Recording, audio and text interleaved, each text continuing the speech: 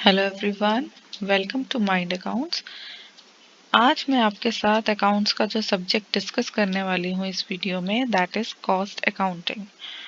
Now before starting cost accounting, सबसे पहले हम अकाउंटिंग का मैं एक बड़ी शॉर्ट टर्म में आपको मीनिंग बता देती हूँ कि अकाउंटिंग जो है वो एक बिजनेस की लैंग्वेज होती है। बिजनेस में जो भी हमारे ट्रांजैक्शंस होते हैं उनको हमें कैसे रिकॉर्ड करना है बिजनेस में, all the transactions of the business, all the transactions जो बिजनेस में हो रहे हैं उनको हम जब डेबिट, क्रेडिट या अकाउंटिंग लैंग्वेज कह सकते हैं, जो अकाउंटिंग की लैंग्वेज है जब उसमें हम लिखते हैं तो दैट इज अकाउंटिंग। यही मैंने आपको यहाँ पे भी बताया है कि accounting is the language of business. Business की भाषा को अकाउंटिंग बोलते हैं। अब अकाउंटिंग सिस्टम में हमारे तीन पार्ट्स होते हैं। First is your financial accounting, second is cost accounting, third is management accounting. Financial accounting जो आपने क्लास 11th में पढ़ी थी, फाइनेंशियल अकाउंटिंग,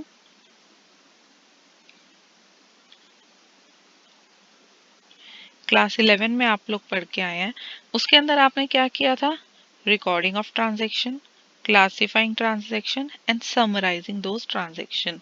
रिकॉर्डिंग किस में करी थी आपने? रिकॉर्डिंग आपने करी थी जर्नल में।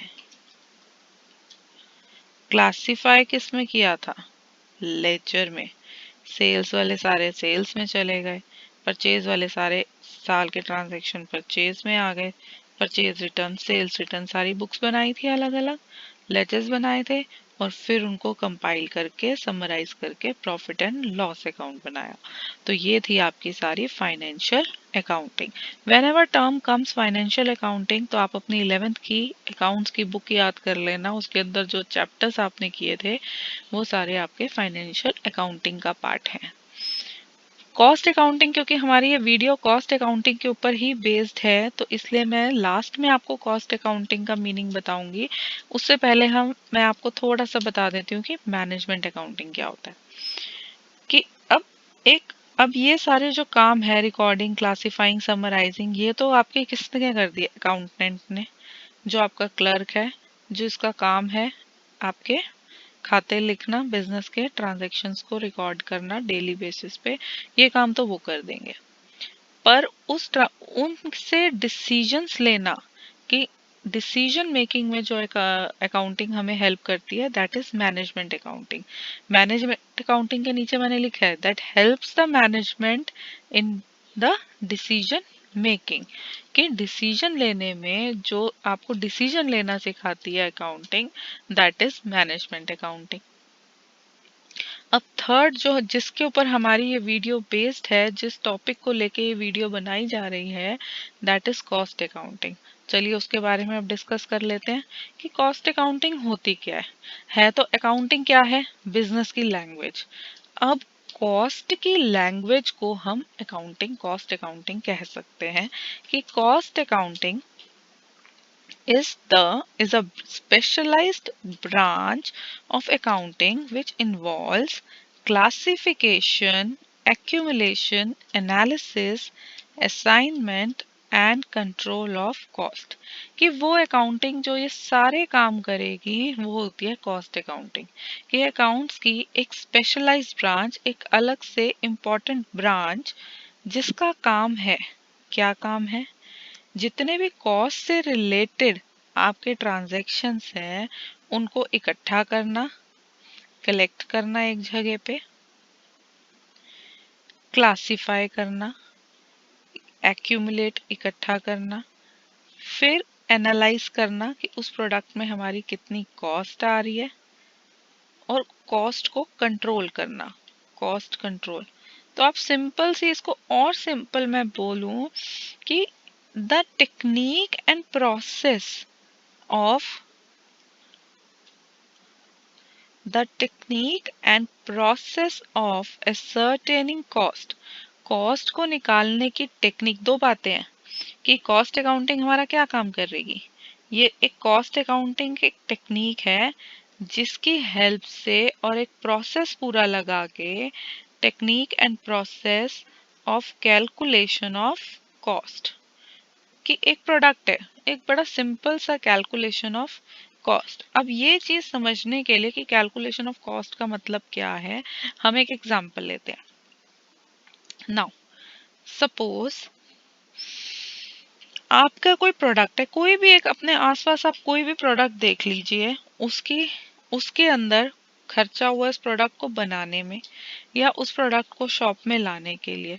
ये जनरली जो कॉस्ट अकाउंटिंग है, this is generally used by manufacturers.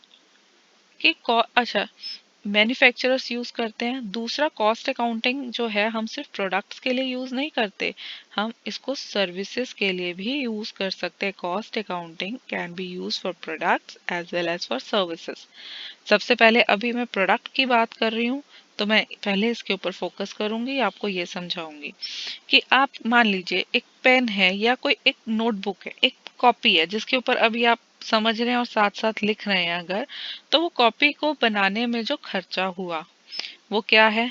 Paper है, उसके ऊपर इंक लगी है लाइंस के लिए, मशीन्स है जिनसे वो प्रिंटिंग हुई, बाइंडिंग की गई है। तो ये सारे खर्चे मिला के कॉपी बनाई गई। तो वो सारे खर्चे जब एक मैन्युफैक्चरर रिकॉर्ड करेगा और निकालेगा कि उसकी ये टोटल कॉस्ट आ रही है, और मार्केट में अगर ये कॉपी वो बेचने जाएगा तो कितने की बेचे ताकि उसको प्रॉफिट हो। तो सबसे पहले जब उसने कॉस्ट को रिकॉर्ड किया तो वो आपकी हो गई कॉस्ट अकाउंटिंग। तो ये तो बात हुई प्रोडक्ट से रिलेटेड। एक पेन से ले सकते हैं हम कि एक पेन है, अब उस पेन को बनाने में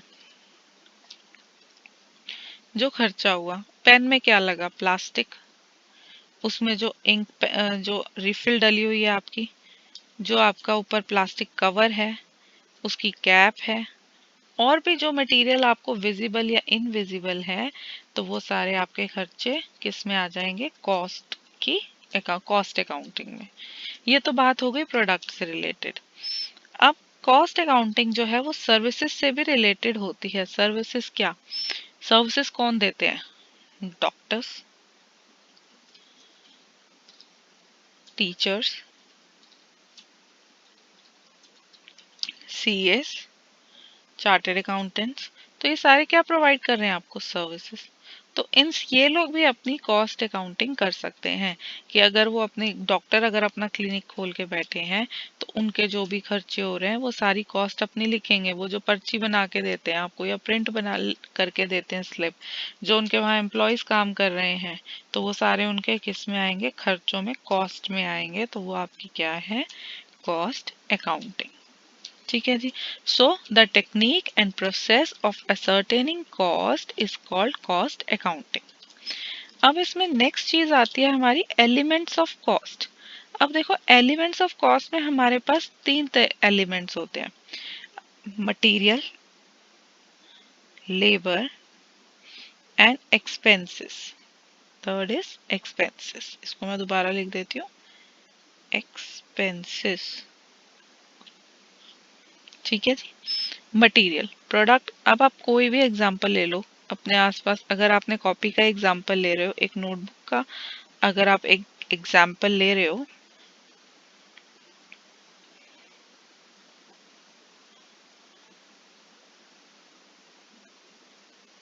फॉर एग्जांपल अगर आप एक नोटबुक का एग्जांपल आप लेके चल रहे हो, तो नोटबुक में क्या लगा है? आपका मटेरियल लगा है। मटेरियल क्या है? Paper, ink, gum for binding. So ये आपका क्या है? मटेरियल।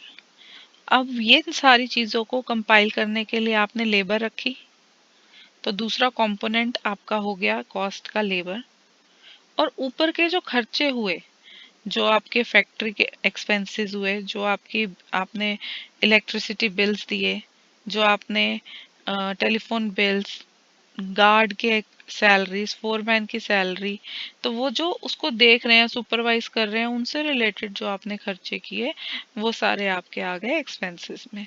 अब ये तीनों ही चीजें आपकी डायरेक्ट भी होती हैं और इनडायरेक्ट भी होती हैं।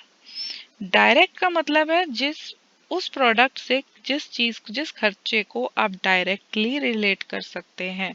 जैसे कॉपी से सामने सामने आपको पेन पेपर दिख रहा है, उसको जो बाइंड ऊपर का गत्ता दिख रहा है, उसके ऊपर लगी इंक दिख रही है, तो वो सारे क्या है, डायरेक्ट खर्चे हैं। और जो आप मटेरियल से रिलेटेड डायरेक्टली उसके साथ एसोसिएट नहीं कर सकते, वो आपके इनडायरेक्ट खर्चे हो जाएंगे। ऐसे ही लेबर, जो उस कॉपी को बनाने में डायरेक्टली इन्वॉल्व है, लेबर जो पर्सन डायरेक्टली इन्वॉल्व है, वो बना रहा है, वो कॉपी चिपका रहा है या उसको बाइंड कर रहा है या पेपर इकट्ठा कर रहा है, तो वो हो गई आपकी डायरेक्ट लेबर। जो इनडायरेक्ट, जिस लेबर को आप उस प्रोडक्ट से डायरेक्टली अटैच नहीं कर सकते, वो आपकी हो जाएगी इनडायरेक्ट। और सेम ही यही चीजें आपकी एक्सपेंसेस में भी आती हैं, कि जो फैक्ट्री लेवल पे अब प्रोडक्ट जो है फैक्ट्री से बन के वेयर हाउस में जाएगा या शॉप तक जाएगा। तो अगर आपकी फैक्ट्री मान लीजिए एक जगह पे है, तो ऑफिस दूसरी जगह पे होगा। तो जहाँ पे माल बन रहा है आपका, तो वो तो जहाँ पे प्रोडक्शन हो रही है उस जगह के खर्चे जो होंगे वो आपके डायरेक्ट हो जाएंगे। पर आपने अपना ऑफिस कहीं और बनाया हुआ है, जहाँ से आप अपने क्लाइंट्स के साथ डील करते हैं, जहाँ पे अपनी क्लाइंट्स के साथ मीटिंग करते हैं, जहाँ पे आपका अकाउंट्स का स्टाफ बैठा है, मार्केटिंग का स्टाफ बैठा हुआ है, तो जहाँ पे आपके अलग डिपार्टमेंट्स बने हुए हैं, तो वो सारे खर्चे क्या हो जाएंगे, वहाँ उस ऑफिस से रिलेटेड जो खर्चे होंगे वो सारे इनडायरेक्ट खर्चों में आ जाएंगे आपके। तो जब आप मटेरियल, लेबर और ओवर एक्सपेंसेस के इनडायरेक्ट खर्चों को इकट्ठा कर लेंगे, फैक्ट्री, ऑफिस, उनको आप बोलोगे ओवरहेड्स। जब आप मटेरियल से रिलेटेड इनडायरेक्ट खर्चे, लेबर से रिलेटेड इनडायरेक्ट खर्चे, मटेरियल से रिलेटेड इनडायरेक्ट खर्चे, लेबर से रिलेटेड इनडायरेक्ट खर्चे और एक्सपेंसेस से रिलेटेड इनडायरेक्ट एक्सपेंसेस को जब इकट्ठा करोगे, कंपाइल बोलोगे, तो आप उनको बोलोगे ओवरहेड्स। ये हमारे क्या है, ओवरहेड्स। तो ओवरहेड्स का मतलब क्या हुआ, कि all the indirect expenses, indirect material, indirect labor and indirect expenses are called overheads। तो ओवरहेड्स हमारे कहाँ पे होते हैं, ओवरहेड्स हमारे होते हैं फैक्ट्री में होते हैं ओवरहेड्स, फैक्ट्री ओवरहेड्स। जो इनडायरेक्ट खर्चे ऑफिस में होंगे उनको हम बोलेंगे ऑफिस ओवरहेड्स। जो प्रोडक्ट को बेचने, सेलिंग और डिस्ट्रीब्यूशन से रिलेटेड खर्चे होंगे उनको हम बोलेंगे selling and distribution overheads. I hope यहाँ तक आपको क्लियर हो गया है। मैं एक बार दोबारा ये आपको समझा देती हूँ। कॉस्ट अकाउंटिंग क्या है? कॉस्ट अकाउंटिंग एक टेक्निक है प्रोडक्ट की कॉस्ट निकालने की। जिस प्रोसेस से आप एक प्रोडक्ट की कॉस्ट निकालेंगे कि इस प्रोडक्ट को बनाने में टोटल 10 रुपए का खर्चा आया, अगर एक पेन आपके हाथ में है उसको बनाने में अगर 2 रुपए लगे हैं, तो वो 2 रुपए की कॉस्ट में आपने क्या क्या चीजें इंक्लूड करोगे, वो क्या चीजें होंगी आपकी, उनको हम बोलते हैं एलिमेंट्स ऑफ कॉस्ट। एलिमेंट्स क्या हुए आपके, मटेरियल, लेबर और एक्सपेंसेस। सारे ही एलिमेंट्स डायरेक्ट होते हैं और इनडायरेक्ट होते हैं। जिन खर्चों को आप डायरेक्ट प्रोडक्ट से अटैच कर सकते हो, आपको सामने सामने विजिबल हो रहे हैं, जो आप कुछ मटेरियल जिनको आप डायरेक्टली टच कर सकते हो प्रोडक्ट में, फिनिश्ड प्रोडक्ट में, तो वो होते हैं आपके डायरेक्ट मटेरियल। जो लेबर डायरेक्ट उस प्रोडक्ट को बनाने में इन्वॉल्व है, जो उसको बाइंड कुछ भी कर रही है उस प्रोडक्ट से रिलेटेड डायरेक्टली, तो वो डायरेक्ट लेबर। जो सीधे सीधे उस प्रोडक्ट पे खर्चे हो रहे हैं मटेरियल, लेबर और एक्सपेंसेस को लेके, तो वो तो हो गए डायरेक्ट। और इन्हीं खर्चों को जब हम इनडायरेक्ट लेते हैं तो उन्हें बोलते हैं हम ओवरहेड्स। और ये ओवरहेड्स हमारे 3 लेवल पे होते हैं, फैक्ट्री, ऑफिस और सेलिंग एंड डिस्ट्रीब्यूशन। चलिए अब मैं आपको सीधा इसके, मैं क्योंकि बहुत ज़्यादा डिटेल में नहीं जा रही हूँ थ्योरी के, रीज़न बीइंग कि जैसे जैसे हम क्वेश्चंस करेंगे तो थ्योरी उसमें साथ साथ धीरे धीरे कवर हो जाती है। तो सीधा मैं आपको कॉस्ट, क्योंकि अगर जितनी ज़्यादा मैं थ्योरी में जाऊंगी तो मैं आपको क्वेश्चन नहीं करा पाऊंगी, कॉस्ट शीट नहीं समझा पाऊंगी। तो इसलिए मैंने सीधा आपके लिए कॉस्ट शीट का स्पेसिमेन लेके आई हूँ कि कॉस्ट शीट क्या होती है। कि एक स्पेसिमेन जब जिसमें आप पूरी अपनी कॉस्ट को इंक्लूड करते हैं तो वो आपकी होती है कॉस्ट शीट। तो इसको हम यूनिट कॉस्टिंग भी बोलते हैं।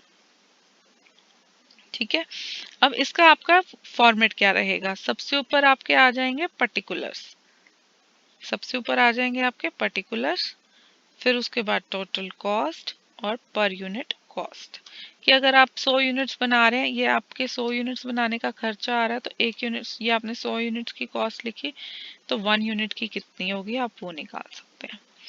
तो डायरेक्ट मटेरियल, जितने भी डायरेक्ट हमारे खर्चे हमने अभी पीछे पढ़े, डायरेक्ट मटेरियल, डायरेक्ट लेबर और डायरेक्ट एक्सपेंसेस, जब इन तीनों को आप ऐड कर देंगे तो आपकी बन जाएगी प्राइम कॉस्ट। तो यहाँ पे आप ऐसे लिख सकते हैं, प्राइम कॉस्ट का क्या फॉर्मूला है आपका, is equal to direct material plus direct labour plus direct expenses. तो ये आपके हो गए प्राइम कॉस्ट। उसके बाद जब आप प्राइम कॉस्ट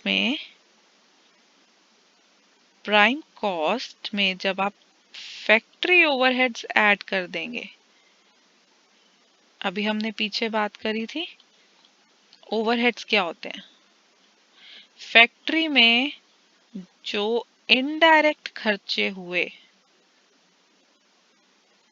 किन चीजों से रिलेटेड, मटेरियल, लेबर और एक्सपेंसेस, इन तीनों से रिलेटेड फैक्ट्री में जो इनडायरेक्ट खर्चे हुए उसको हम बोलेंगे फैक्ट्री ओवरहेड्स। जब हम प्राइम कॉस्ट में फैक्ट्री ओवरहेड्स को ऐड कर देंगे तो वो हमारी बन जाएगी वर्क कॉस्ट। क्या बन जाएगी, वर्क कॉस्ट। अब यहाँ पे मैंने कुछ एग्जांपल्स भी लिखे हैं फैक्ट्री ओवरहेड्स के, जैसे आपकी है power, depreciation on machinery, insurance of factory, repairs, oil and water charges. तो ये ऑयल भी चाहिए मशीनरी को, वहां पे पानी भी चाहिए, तो इंश्योरेंस भी चाहिए फैक्ट्री की। तो वो सारे खर्चे प्रोडक्ट के लिए ही हो रहे हैं ना, पर इनडायरेक्टली हो रहे हैं, तो वो सारी क्या हो जाएंगे आपके फैक्ट्री ओवरहेड्स। उसी तरह से ऑफिस लेवल पे जो आपके खर्चे होंगे, तो जो ओवरहेड्स होंगे, जब आप उनको वर्क कॉस्ट के बाद आपके आ जाएंगे एड ऑफिस ओवरहेड्स। तो जब आप ऑफिस ओवरहेड्स को ऐड करेंगे वर्क कॉस्ट में तो आपकी आ जाएगी कॉस्ट ऑफ प्रोडक्शन। अब आपके ऑफिस ओवरहेड्स कौन से होते हैं, salary of office staff, printing and stationery, postage, rent, building, legal charges, audit fees, ये सारे आपके कुछ एग्जांपल्स हैं ऑफिस ओवरहेड्स के। अब कॉस्ट ऑफ प्रोडक्शन में जब आप selling and distribution overheads add कर देंगे, यानी कि सारे सेलिंग एंड डिस्ट्रीब्यूशन के इनडायरेक्ट खर्चे, advertisement, salesman salary, bad debts, rent of warehouse, these are some of the examples I have written। तो cost of production में जब आप selling overheads ऐड कर देंगे तो वो आपकी आ जाएगी cost of sales। फिर आपको पता है कि आपने इतना या तो आपको क्वेश्चन में सेल्स दी होगी इतनी, हाँ तक तो हमारी टोटल कॉस्ट आ गई। Cost of sales means total cost उस प्रोडक्ट को बनाने में। तो हमने कहा एक काम करो, तुम ऐसा करो, हमें प्रॉफिट बता दो कितना चाहिए, हम उसमें प्रॉफिट ऐड कर देंगे और आपको बता देंगे आपको ये प्रोडक्ट कितने का बेचना चाहिए मार्केट में। या तो एक काम ये हो सकता है, या कहीं बार वो कहता है कि मार्केट में हम इतने का बेचेंगे ये प्रोडक्ट, तो हमें बताओ कि कितना प्रॉफिट होगा हमें उस प्रोडक्ट पे। तो हमारी प्रॉफिट जो है वो बैलेंसिंग फिगर आ जाएगी, प्रॉफिट। क्लियर है आपको? तो ये था हमारा आज एक इंट्रोडक्शन टू कॉस्ट अकाउंटिंग, जिसमें हमने सीखा कि अकाउंटिंग होती क्या है, अकाउंटिंग कितनी तरह की होती है। अकाउंटिंग हमारी 3 तरह की होती है, फाइनेंशियल अकाउंटिंग, कॉस्ट अकाउंटिंग और मैनेजमेंट अकाउंटिंग। फाइनेंशियल अकाउंटिंग जो 11th में पढ़ी थी, मैनेजमेंट अकाउंटिंग उस अकाउंटिंग फाइनेंशियल अकाउंटिंग के डाटा को लेके जब जो टॉप अथॉरिटीज पे लोग हैं वो डिसीजन मेकिंग करते हैं उसके डिफरेंट फॉर्मूलाज यूज करके, जब आप कुछ एक निर्णय लेते हैं कि हमें प्रोडक्ट सेल करना है या अब कैसे एक्सपेंशन करनी है, तो वो चीज़ हमें जो सिखाती है वो मैनेजमेंट अकाउंटिंग सिखाती है। फिर आती है कॉस्ट अकाउंटिंग। कॉस्ट मतलब खर्चे, एक प्रोडक्ट को बनाने में जो पूरी कॉस्ट लग रही है उसको कैलकुलेट करने का जो तरीका है, प्रोसेस है, टेक्निक है, उसको हम बोलते हैं कॉस्ट अकाउंटिंग। अब इसमें हमारे 3 एलिमेंट्स होते हैं, मटेरियल, लेबर और एक्सपेंसेस, और तीनों ही डायरेक्ट और इनडायरेक्ट होते हैं। जब हम इनडायरेक्ट को कंपाइल करेंगे, इकट्ठे एक टर्म में बोलेंगे, तो उनको हम ओवरहेड्स बोलते हैं। और ये ओवरहेड्स हमारे 3 स्टेज में होते हैं। फैक्ट्री में होते हैं क्योंकि पहले माल फैक्ट्री में आता है, हमारा कहीं ऑफिस भी होता है, और उस माल को बेचने के लिए हम एफर्ट्स भी करते हैं। तो जो इनडायरेक्ट खर्चे ये 3 स्टेजेस में होते हैं, 3 जगहों पे होते हैं, उनको हम बोलते हैं factory overheads, office overheads, selling and distribution overheads. अब उसके बाद आती है हमारी कॉस्ट शीट। जब डायरेक्ट खर्चों को इकट्ठा कर दोगे तो वो बन जाएगी prime cost. Direct material, direct labour, direct expenses तीनों इकट्ठे करेंगे तो बनेगी प्राइम कॉस्ट। उसमें जब फैक्ट्री ओवरहेड्स ऐड कर देंगे तो बन जाएगी वर्क कॉस्ट। उसमें जब ऑफिस ओवरहेड्स ऐड कर देंगे तो आ जाएगी कॉस्ट ऑफ प्रोडक्शन। और कॉस्ट ऑफ प्रोडक्शन में जब selling and distribution overheads add कर देंगे, एडवर्टीजमेंट के खर्चे ऐड कर देंगे, तो हमारी आ जाएगी cost of sales, total cost. उसमें प्रॉफिट ऐड करो तो सेल्स आ जाएगी। अगर क्वेश्चन में सेल्स गिवन है तो आप प्रॉफिट कैलकुलेट कर दोगे। सो ये हमारी पूरी थी कॉस्ट अकाउंटिंग की introduction with the specimen of cost sheet. अगर आपको ये वीडियो अच्छी लगी, समझ आई, तो please like and subscribe my channel mind accounts. अगर आपके कोई डाउट्स हैं तो please comment in the video. Thank you and have a nice day.